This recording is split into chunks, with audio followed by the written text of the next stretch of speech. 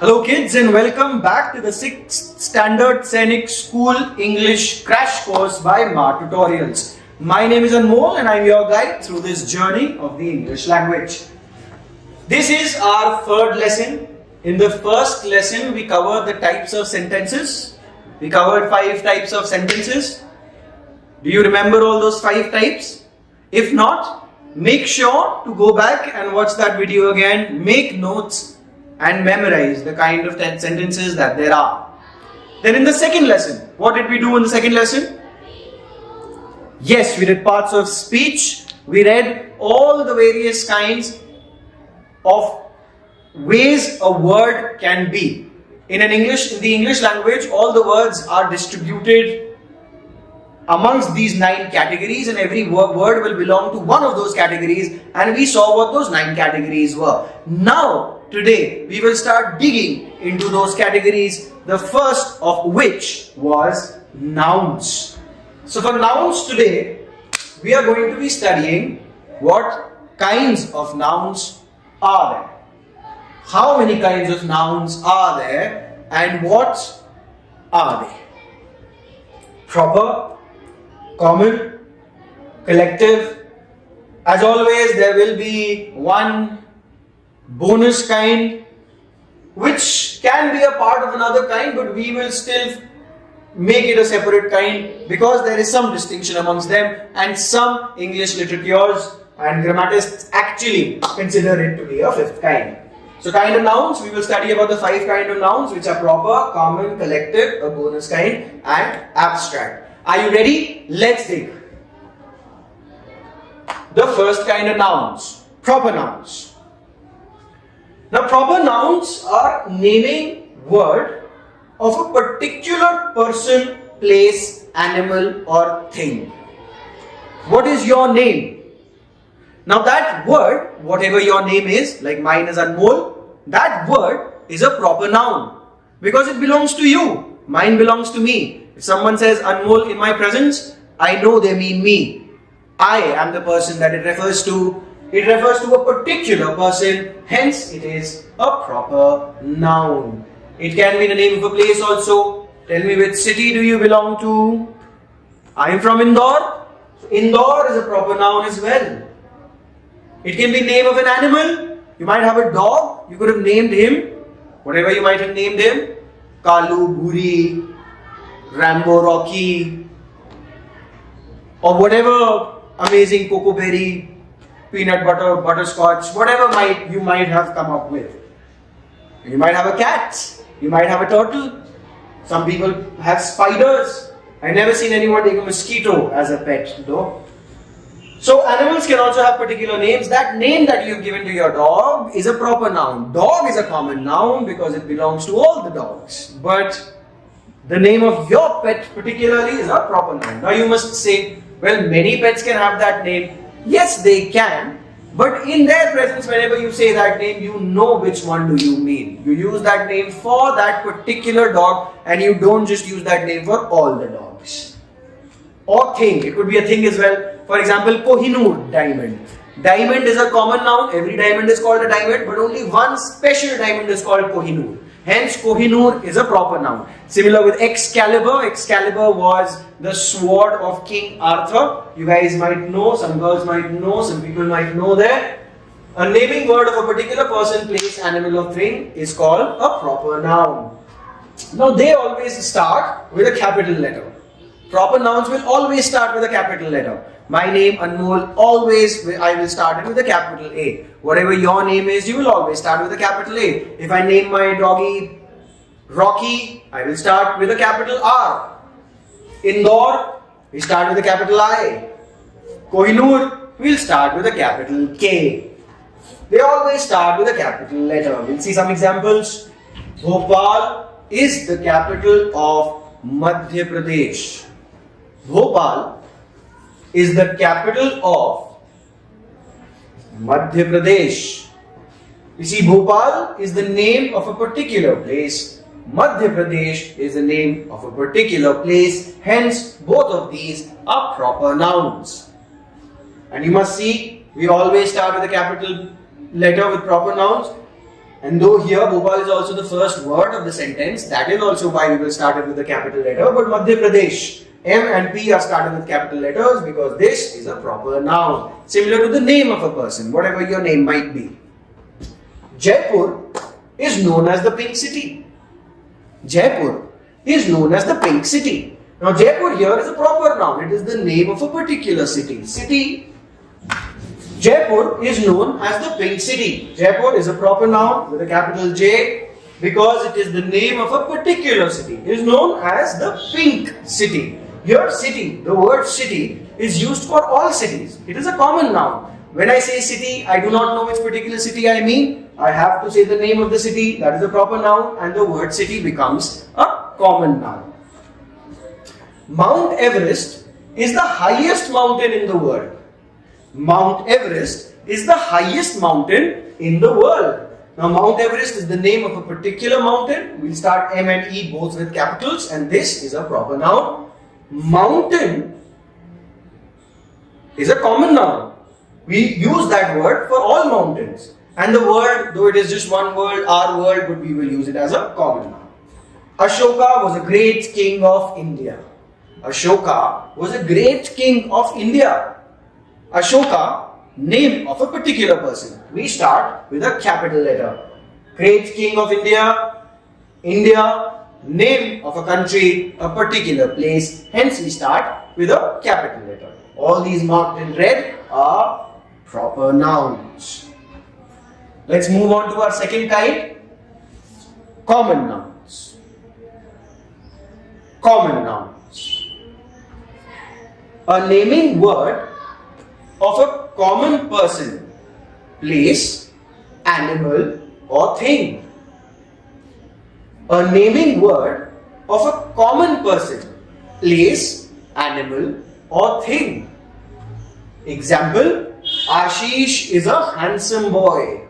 Now Ashish here is a proper noun because we mean one particular person, Ashish. But when we say the word boy is used for all the boys. It's a common noun. It's a word of a common person, place, animal or thing. It's a name for a common person.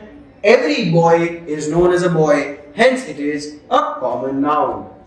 Riva is a small city. Riva is a small city. Maybe it is not. I don't want people from Riva to feel bad about this. This is just an example. Riva is a smaller city compared, let's say, to Bhopal. Let's keep it there. So Riva is a small city. Riva is a proper noun, capital R. City, the word used for all cities, all places which are cities, is a common noun. Humans are social animals. Humans are social animals. Humans, the word used for all humans, hence it is a common noun. Are social animals. Animals, used for all animals, hence again a common noun. Hence give us eggs. Hence give us eggs. Hence, used for all hens. You might have a pet hen. You might have named her or him something. If you have a pet cock perhaps, a pet hen. If you have a name, that name will be a proper noun. But hence, because that word is used for all hens in general, it's a common noun. Hence, give us eggs. Eggs again, it's a thing. It's a thing that the term egg we use for all the eggs. It's a word that is given to all the eggs. Hence, it is a common noun. A naming word of a common thing. A naming word of a common thing. So we started with proper nouns, naming word of particular person, place, animal or thing. Then we came on to common nouns, naming word of a common person, place, animal or thing. Now we move on to collective nouns. Collective nouns are words that are given to a collection or a group of people, places, animals or things.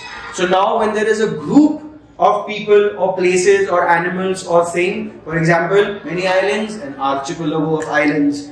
There are many soldiers and army of soldiers. So army of soldiers. Army is a collective noun. A flight of birds. When there is a group of birds, a lot of birds, then we call it a flight of birds. It is a flight of birds. Flight is a common noun here. It doesn't mean that flight, the verb flight. We are not talking about the flying of the birds right now. We are talking about the group of birds being called flight. Like a group of soldiers is called an army or a regiment. A galaxy of stars. What do we call a group of stars? It's a cluster or a galaxy of stars. We can also call it a cluster of stars. We can also call it a galaxy of stars. And if it is a key, bunch of keys. We have a lot of keys with us. Bunch of keys. These are collective nouns. Some examples. The worksheets that are provided to you along with these sessions have a list of 50 other such collective nouns. Please make sure to go through them and memorize as many as possible, and keep on the lookout for more collective nouns when you are doing your English reading otherwise. Make sure you are making English reading a habit, a practice, if you want to become the best in this language. An army of soldiers, a flight of birds, a galaxy of stars, and a bunch of keys. So, we started with proper nouns, naming word of a particular person, place, animal or thing. Start with a capital letter and names of particular places, persons, animals or things. Common nouns are words given to common person, place, animal or thing. And then we have collective nouns, which is a word given to the collection or a group of people, places, animals or things. Then I will tell you the bonus one. You remember the fourth one I said, I'll tell you. There will be a bonus one. It is material nouns. It's a naming word of a material existing in nature. Any material that exists in nature or any material that we make. For example, brass, we make steel, all of these materials as well. Any material of a thing, those words are material nouns. For example, platinum is more expensive than silver and gold. Platinum is a material. It is more expensive than silver and gold. Both of them combined also it's more expensive. Brass is an alloy of copper and zinc. What is an alloy, you ask? Study your chemistry. Go for the science crash course as well. Maybe you will study what alloy is in it. If not, maybe it's a thing of in a later class. But I'll tell you quickly. Whenever we mix two metals, it is called an alloy. A mixture of two metals, two or more metals, is called an alloy. So when we mix copper and zinc, these are two metals, we get brass. Brass is very strong. It's used for. It's very sonorous. It is used for instruments, musical instruments, and there was a time when brass was also used by hoplites of the Greek army to make their vests. This rod is made of wood. This rod is made of wood. We don't have a rod here. We do not practice violence. This rod is made of wood. I have a shirt made of silk. I have a shirt made of silk. Shirt is a noun as well, a common noun. Rod is a common noun. Alloy is a common noun. Silk, wood, copper, zinc, brass, platinum, silver, gold are material nouns. Now they are a subsection of common nouns only, but we will separate them for the sake of understanding more about that it is a material and not an object. For example, chair, but the chair is made of plastic. So chair is a common noun, but plastic becomes a material noun. Exactly.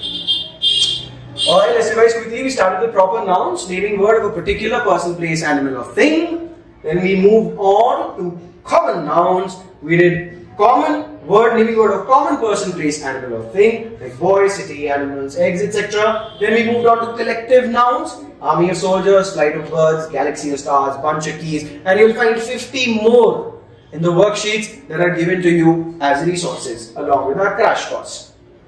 Material nouns, example platinum, silver and gold, brass, copper, zinc, wood, silk, plastic, steel, carbon, many of those.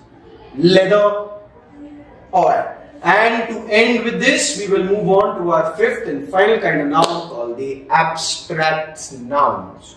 Now, a naming word of a quality, action, state, thinking, feeling, etc. I'll tell you the difference. Till now, all of these things we could touch. Bhopal is a place we can touch. Mount Everest we can touch. Ashoka was a person we could touch. All of this, boys, city, humans, animals, hens, eggs, these are things. Army, flight of soldiers, all of these are things. All platinum, silver, gold, brass, copper, zinc, wood, silk, all of these are things. But kindness, laughter, boyhood, sadness, happiness, pain, strength, wisdom, hunger, happiness, judgment, behavior, honesty, these you can't touch.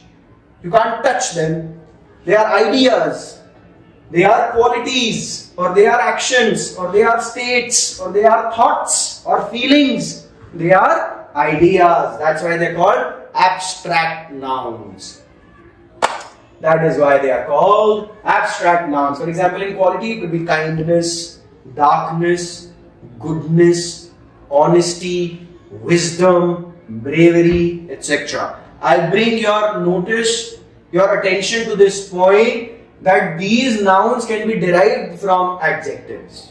Like he's a kind boy, he has kindness. Kind boy, telling about a boy, that is an adjective. If you do not understand this, go back to the second lecture.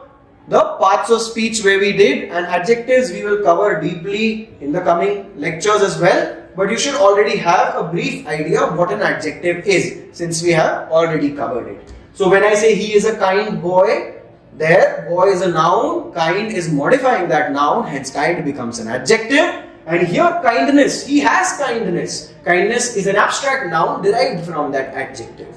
So here we are making nouns out of adjectives or adjectives out of nouns. Then there is action, theft, laughter. We are making nouns out of verbs. He is laughing, there is laughter.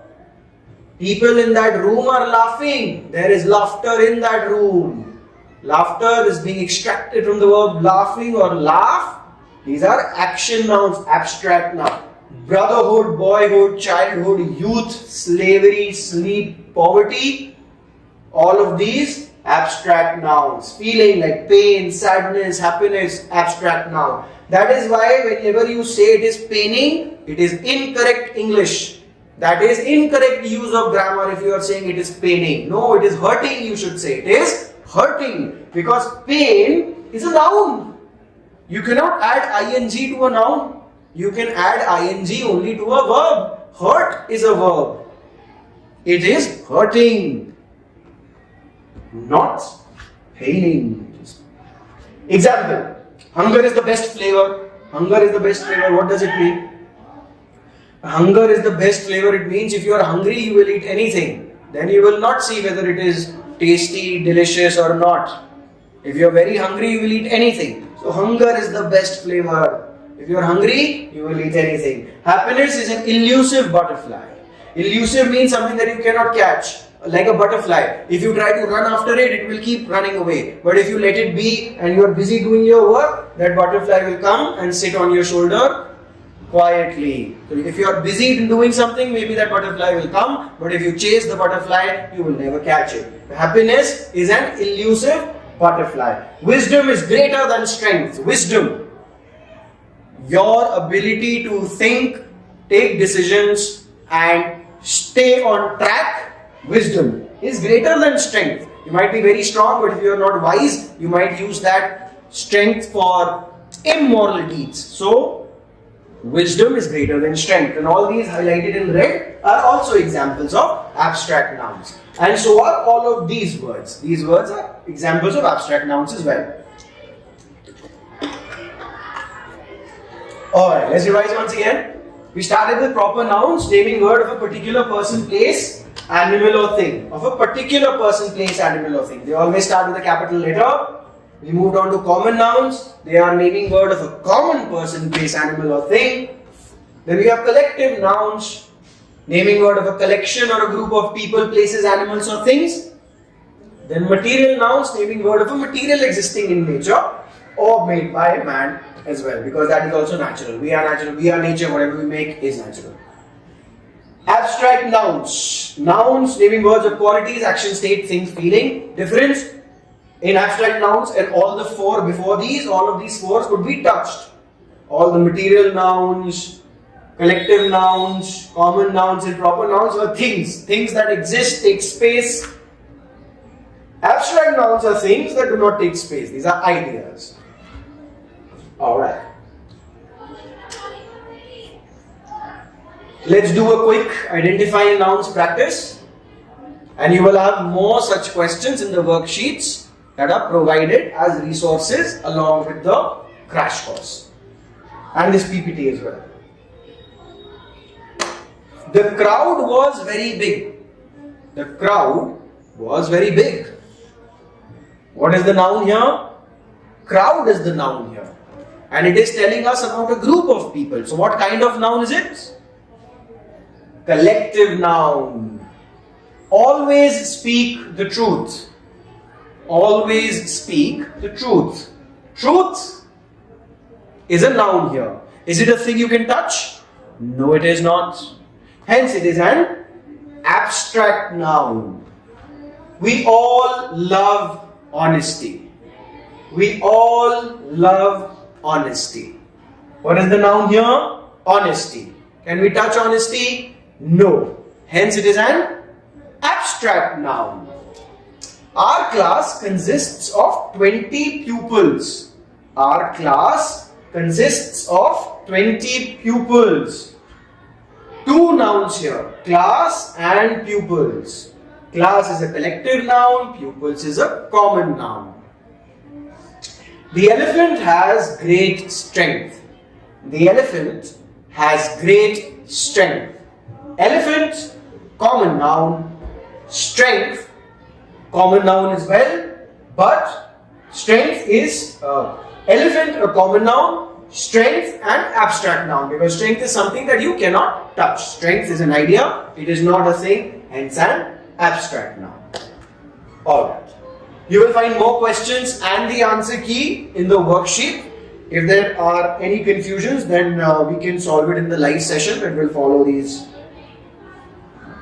You will find more questions in the worksheets, and we will cover the remaining kinds of the parts of speeches, the parts of speech in the upcoming lectures. See you in the next one.